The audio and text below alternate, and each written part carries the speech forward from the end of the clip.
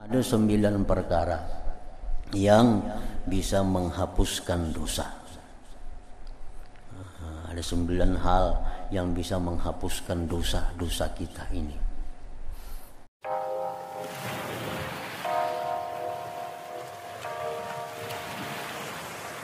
Salli wa sallim ya salam ala nabi khairil anam wal ali wa sahbihi. Bismillahirrahmanirrahim. Dari Hudzaifah radhiyallahu anhu, ia berkata, kami bersama Rasulullah sallallahu alaihi wasallam pada suatu jenazah. Lalu beliau duduk di atas kepala kuburan. Kemudian beliau memandang kepadanya. Kemudian beliau bersabda, yudghatul mu'minu bihaza dagtatan turaddu minhu hamailuhu. Artinya dihimpit seorang mukmin dalam ini himpitan yang dikembalikan daripadanya muatan-muatan. Ujar Nabi, orang yang dalam kubur ini adalah orang yang dihimpit. Nabi kita orang yang diberi Allah kemampuan untuk melihat alam barzakh, alam malakut, alam-alam lainnya itu. Sehingga beliau melihat apa yang ada dalam kubur, lalu beliau bisa mengabarkannya kepada kita. Aisyah radhiyallahu anha berkata, Rasulullah sallallahu alaihi wasallam bersabda, inna lil qabri dagtah, bahwa bagi walau salima aw naja minha ahadun lanaja Sa'd bin Mu'adz. Artinya, sesungguhnya kubur itu mempunyai himpitan. Seandainya seseorang selamat daripadanya, niscaya selamatlah Sa'd bin Mu'adz. Nah, Sa'ad bin Mu'adz ini sahabat besar, sahabat yang mana jenazahnya turun 70.000 malaikat ikut menyembahyangkannya. Begitu Sa'ad bin Mu'adz ini wafat, aras Allah tuh bergoyang karena gembira menerima kedatangan rohnya. Kan luar biasa nih Sa'ad bin Mu'adz. Tetap beliau pun merasakan himpitan kubur itu. Jadi jar Nabi, andai kata orang yang ada selamat dari himpitan kubur, pasti Sa'ad bin Mu'adz ini selamat. Tapi Sa'ad bin Mu'adz pun dihimpit oleh kubur itu. Yang selamat dari himpitan kubur ini hanya para nabi, dan ada seorang umat Nabi yang selamat, yaitu Fatimah binti Asad, mamanya Sayyidina Ali. Itu selamat dari himpitan kubur karena waktu meninggal dunia, wafat, itu Nabi sendiri yang menggali lubangnya, dan Nabi sendiri yang berbaring di dalam kubur itu beberapa waktu sebelum jenazah diturunkan ke dalam kubur itu. Sehingga hanya ada satu umat Nabi yang selamat dari himpitan kubur, yaitu seorang perempuan yang bernama Fatimah binti Asad, istrinya Abu Thalib radhiyallahu. Dari Anas radhiyallahu anhu, ia berkata, Zainab binti Rasulullah sallallahu alaihi wasallam wafat. Zainab anak Nabi. Zainab ni bini Nabi ada, anak Nabi ada. Nang bangaran Zainab ni. Zainab binti Rasulullah sallallahu alaihi wasallam wafat. Dan ia adalah seorang perempuan yang sering sakit. Maka Rasulullah SAW mengikuti jenazahnya. Maka keadaan beliau tidak menyenangkan kami. Ketika kami sampai di kubur, maka beliau memasukinya dengan pucat wajah beliau. Lalu ketika beliau keluar, maka cemerlanglah wajah beliau. Maka kami bertanya, wahai Rasulullah SAW, kami melihat dari engkau suatu perkara. Waktu engkau masuk kubur, kami lihat engkau pucat. Begitu keluar dari kubur, kami lihat engkau gembira. Maka dari apakah demikian itu? Sahabat bertanya kepada Rasulullah sallallahu alaihi wasallam. Rasulullah sallallahu alaihi wasallam menjawab, bersabda, zakartu dhagdatabnati wa shiddata azabil qabri fa ataitu fa ukhbirtu anna Allah qad khaffafa anha wa laqad dughitat dagtatan sami'a sautaha ma bainal khafiqain. Artinya, ujar Nabi, begitu aku masuk ke dalam kubur tadi, aku pucat kelihatan, aku ingat akan himpitannya, akan himpitan kubur, himpitan anak perempuanku dan kerasnya siksa kubur. Lalu aku mendatanginya, maka aku diberitahu bahwa Allah telah meringankan daripadanya. Dan sungguh ia telah dihimpit dengan himpitan yang didengar suaranya ulih apa yang di antara timur dan barat. Jadi banyak hadis yang mengatakan bahwa setiap orang, setiap manusia beriman kada beriman, taat kada taat, takwa kada takwa, itu dihimpit oleh kubur. Himpitan ini ada dua. Satu, himpitan kubur dalam arti kasih sayang. Yang kedua, himpitan kubur dalam arti kemurkaan. Nah, manusia ini diciptakan Allah berasal dari tanah. Wa minha khalaqnakum, dari tanah lah jar Tuhan kami ciptakan engkau. Nah, manusia ini asal dari tanah. Nah, sekian tahun manusia ini hilang dari tanah. Begitu mati, manusia kembali ke tanah, kembali ke ummihim, kembali kepada ibunya. Nah, kembali kepada ibunya. Nah, orang yang lawas hilang, begitu kembali kepada ibunya, itu pasti akan dipeluk oleh ibunya. Nah, kan manusia dari tanah, ibunya manusia adalah tanah, asal dari tanah dan kembali ke tanah. Nah, begitu manusia ini kembali masuk ke dalam tanah, tanah pasti akan menghimpit manusia ini, pasti akan merangkul, karena ini anak nang lawas hilang nih.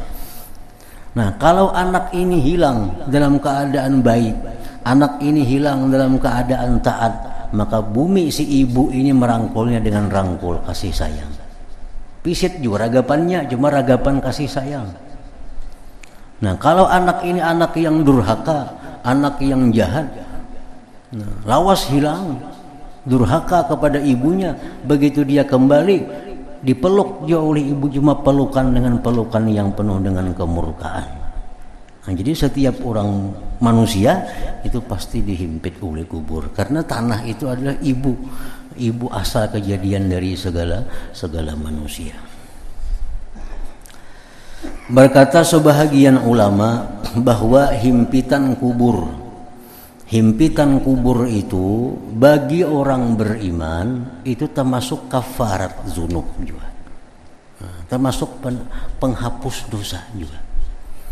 Nah, jadi orang-orang yang beriman kepada Allah, yang mereka misal dalam dunia ini melakukan dosa-dosa dan kada sempat tobat kepada Allah sehingga dosanya tak bawa mati, dalam kubur dia dihimpit yang sakit oleh kubur. Nah, itu jadi kafarat dosa kepada orang ini, sehingga kayaknya di akhirat mengurangi dosanya. Termasuk dalam hal yang menghapuskan dosa adalah kafarat dzunub. Jadi para ulama mengatakan ada 9 perkara yang bisa menghapuskan dosa. Ada 9 hal yang bisa menghapuskan dosa-dosa kita ini. Yang pertama dengan tobat istighfar. Tobat dan istighfar. Kayak apapun kita dosa banyaknya, kalau sudah kita tobat istighfar kepada Allah dengan benar-benar, maka itu dapat menghapus dosa. Yang kedua, amal saleh. Nya banyak bisi dosa, cuma nya banyak juga bisi amal saleh. Banyak juga bisi amal saleh. Nah, banyak bisi amal baik, banyak bisi dosa, banyak lagi amal kebaikannya. Sehingga waktu ditimbang kena amalnya, kalah amal kejahatan ini, hapus, hilang. Banyak amal baiknya. Nah, jadi amal-amal baik itu ada hitungannya. Kalau dihitung di akhirat kena banyak yang baik daripada yang jahat, maka yang jahat akan hancur. akan binasa dapatnya amal kebaikan itu. Yang ketiga, orang yang dibalakkan oleh Allah di dalam dunia dengan musibah-musibah dan dia sabar menghadapinya. Nah, dalam dunia kita musibah, baik musibah diri, musibah harta, musibah keluarga, musibah apapun yang dalam dunia membuat hati kita sedih, membuat hati kita sakit, itu penebus dosa.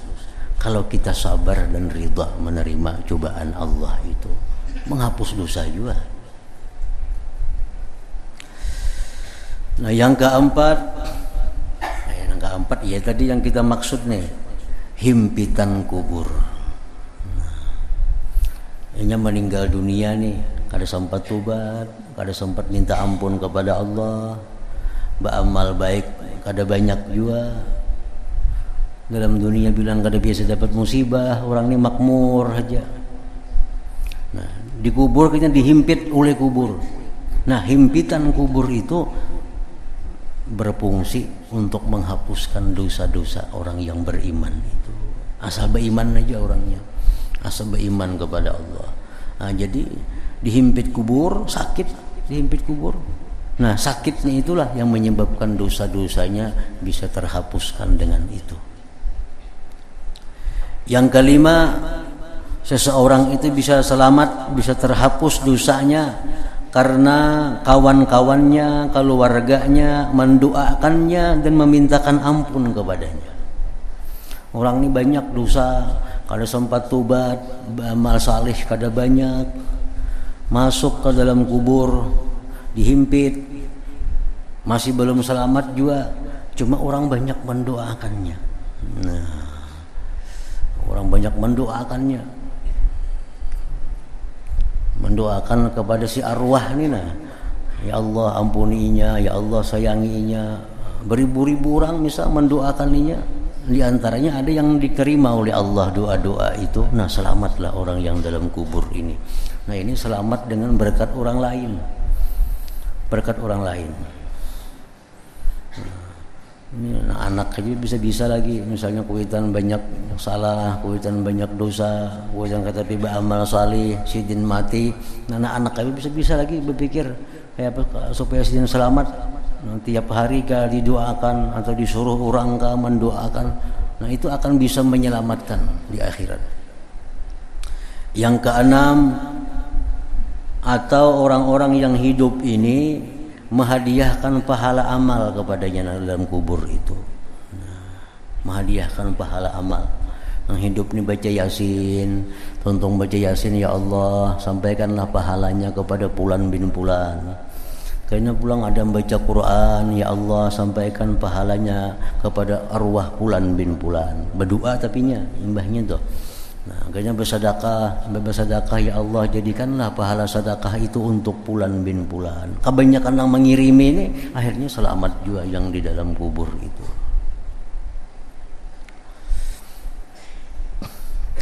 Ya, termasuk orang-orang yang semasa hidupnya ada beramal jariah, masuk itu. Termasuk. Yang ketujuh, orang yang dibalakan Allah di padang mahsyar. Nah, orang yang beriman ini di padang mahsyarnya sengsara, huru-hara di padang mahsyar. Padahal beriman kepada Allah, cuma banyak dosanya. Beriman cuma banyak dosa, kada sempat tobat, kada sempat banyak beramal saleh. Orang mengirimi lawaninya kada ada, anaknya kada tahu-tahu lagi. Nah, sehingga di akhirat orang ini mendapat kesusahan huru-hara di padang mahsyar. Nah, huru-hara padang mahsyar itu pun kayaknya akan berguna mengurangi dosa kita di timbangan amal itu. Yang kedelapan, orang yang dapat syafaat Nabi. Nah, orang ini orang jahatnya bagaimana? Cuma banyak dosanya. Banyak. Tapi kayaknya di akhirat ini dapat syafaat Nabi, ya selamat dah. Nah, yang kesembilan, atau dia dapat rahmat khusus dari Allah Subhanahu wa taala. Padahalnya banyak banget dosanya, banyak banget kesalahannya. Cuma begitu di akhirat dia dapat rahmat dari Allah, maka selamatlah dia. Nah, jadi ada 9 macam perkara itu yang bisa menyelamatkan seseorang yang di masa hidupnya banyak berbuat maksiat dan dosa kepada Allah Subhanahu wa taala.